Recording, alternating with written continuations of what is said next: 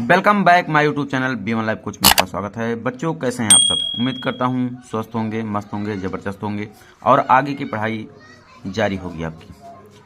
आपका अगला चैप्टर है प्रकाश वैद्युत प्रभाव द्रव तरंगे, जो कि मोस्ट इम्पॉर्टेंट चैप्टर है। इसके अंतर्गत विकिरणों की द्रव प्रकृति और प्रकाश वैद्युत प्रभाव और प्रकाश वैद्युत उत्सर्जन के नियम को हम कवर करेंगे। आप शुरू से लेकर अंत तक इस वीडियो में बने रहिए। क्लास 12 B1 लाइफ कोच जो चैनल है नया है, इसको सपोर्ट की ज़रूरत है। तो चलिए वीडियो को शुरू करते हैं। विकिरणों की द्वै प्रकृति डबल नेचर ऑफ रेडिएशन होता क्या है, इसका मतलब क्या होता है? तो लिखेंगे इसका अर्थ है, इसका अर्थ है कि विकिरण की तरंग प्रवृत्ति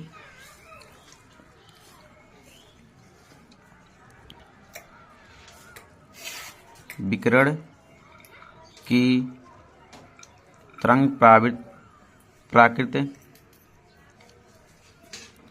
इसको बोलते हैं, तरंग प्राकृति को बोलते हैं वेव नेचर, तथा कण प्राकृति। ठीक है, ध्यान दीजिए, इसमें जो तरंग प्राकृत है और कण प्राकृत है, द्वैत प्राकृत का मतलब हो गया कि जो तरंग है या विकिरण है, जो हमारा विकिरण है, प्रकाश है, वो तरंग के रूप में भी चलता है और कण के रूप में भी चलता है। ये दोनों होती हैं, ये दोनों होती हैं। ठीक है, इसका मतलब यही होता है। उदाहरण के रूप में आप इसको मान सकते हैं। उदाहरण किसका? इसका व्यतिकरण,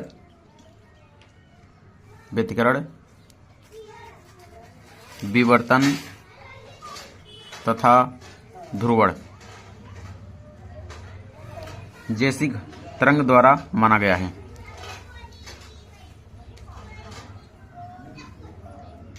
तरंग द्वारा माना गया है। ठीक है,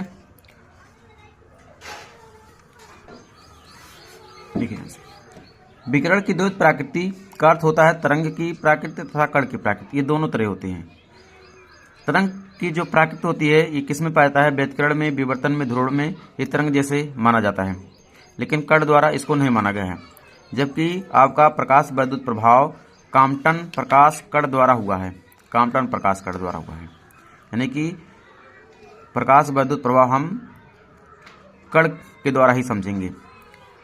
अगले का, प्रकाश कभी तरंग की तरह तथा कभी कण की तरह व्यवहार करता है। प्रकाश या विकिरण कभी तरंग की तरह तथा कभी कण की तरह व्यवहार करता है। विकिरण या प्रकाश की इस प्रकृति को उसकी द्वैत प्रकृति कहते हैं।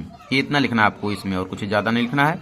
प्रकाश वैद्युत प्रभाव क्या होता है, प्रकाश वैद्युत उत्सर्जन क्या होता है, इस फिगर के माध्यम से हम समझेंगे। इसमें क्या बताया गया है आपका, जब किसी सतह पर उच्च आवृत्ति का, देखो कोई सतह है, इस पर उच्च आवृत्ति का प्रकाश डाला जाता है, तब प्रकाश के प्रभाव से धातु की सतह, ये जो धातु है इसके प्लेट बीच में दो प्लेटें हैं, धातु की प्लेट, धातु की सतह से इलेक्ट्रॉन उत्सर्जित होते हैं। ध्यान सुनिए, जब प्रकाश उच्च आवृत्ति का प्रकाश किसी धातु के पृष्ठ पर डाला जाता है तो इस पृष्ठ से इलेक्ट्रॉन उत्सर्जित होने लगते हैं। इन इलेक्ट्रॉन को प्रकाश इलेक्ट्रॉन कहते हैं और यह घटना प्रकाश वैद्युत प्रभाव कहलाता है। इसी को प्रकाश वैद्युत उत्सर्जन भी कहते हैं। तो इतना ही लिखना है। अभी जो मैं बोला था वो शॉर्टकट है। ठीक है, लॉन्ग में कैसे लिखेंगे, ज़्यादा लॉन्ग भी नहीं है, क्योंकि अब लिखेंगे तभी नंबर मिलेगा आपको। तो देखिए, लिखा है सन 1898 में जे टॉमसन ने यह सिद्ध किया कि, यानी कि बताया कि प्रकाश के गिरने पर धातु की प्लेटों से इलेक्ट्रॉन निकलते हैं। यानी कि जब यहाँ उच्च आवृत्ति का प्रकाश डाला जाता है, ठीक है, तो धातु की प्लेट से ऋण इलेक्ट्रॉन निकलने लगते हैं। सन यहाँ तक बताए थे सिर्फ जे टॉमसन ने। आगे सन 1900 में लेनार्ड एक वैज्ञानिक थे, उन्होंने बताया कि जब ऋण प्लेट पर पराबैंगनी किरणें का मतलब होता है उच्च आवृत्ति का प्रकाश, पराबैंगनी किरणें डाली जाती हैं तो उसमें निकले इलेक्ट्रॉन धन प्लेट की ओर आकर्षित कर लिए जाते हैं। यानी कि यहाँ से प्रकाश डाला जाता है, ऋण प्लेट पर गिरता है तो यहाँ से इलेक्ट्रॉन धन प्लेट की ओर चले जाते हैं, जिससे परिपथ पूरा हो जाता है। तथा धारा बहने लगती है। परंतु जब उच्च आवृत्ति का प्रकाश धन प्लेट पर गिरता है,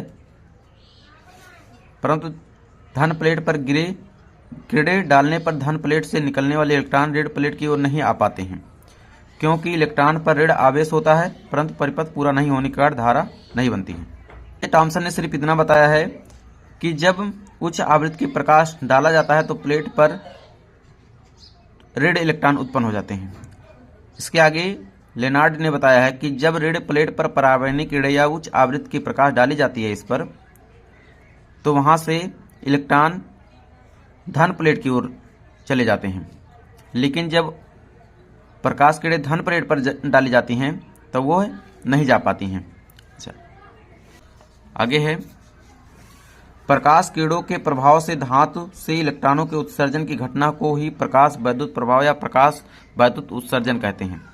इसमें एक पॉइंट और है, प्रकाश द्वारा उत्सर्जित इलेक्ट्रॉनों को प्रकाश इलेक्ट्रॉन या फोटो इलेक्ट्रॉन कहते हैं, और जो उससे उत्पन्न धारा होती है वो प्रकाश वैद्युत धारा कहलाती है।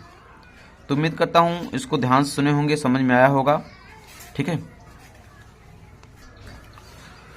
आपका अगला हेडिंग है देहली आवृत्ति, जो कि एक नंबर में, और देहली तरंगदैर्घ्य एक नंबर में आता है, जो कि इंपॉर्टेंट है। तो इसको कैसे लिखेंगे देखिए ध्यान से कि क्या होता है देहली आवृत्ति।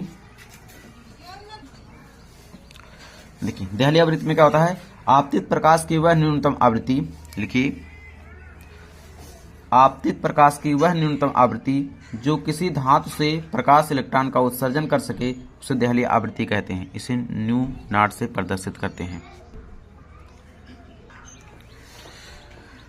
देहली आपतित प्रकाश की वह न्यूनतम आवृत्ति जो किसी धातु से प्रकाश इलेक्ट्रॉन का उत्सर्जन कर सके। आपको ध्यान देना है, न्यूनतम आवृत्ति की बात कर रहा है,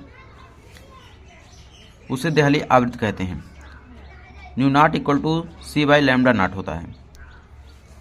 ऐसे है देहली तरंगदैर्घ्य क्या होता है, तो आपतित प्रकाश की वह अधिकतम तरंगदैर्घ्य, ध्यान दीजिए वह अधिकतम की बात कर रहा है। देहली आवृत्ति में आवृत्ति की बात आएगी न्यूनतम, और देहली तरंगदैर्घ्य में अधिकतम तरंगदैर्घ्य की बात आएगी, जो किसी धातु की सतह से प्रकाश इलेक्ट्रॉनों का उत्सर्जन कर सके, उसे देहली तरंगदैर्घ्य कहते हैं। इसे लैम्डा से प्रदर्शित करते हैं। आई होप वीडियो अच्छा लगा होगा, समझ में आया होगा। अगर समझ में आया है तो वीडियो को लाइक कर दीजिए, चैनल पर नए हैं तो चैनल को सब्सक्राइब कर दीजिए। मिलते हैं किसी दूसरे वीडियो में और मज़ेदार टॉपिक के साथ, तब तक के लिए धन्यवाद।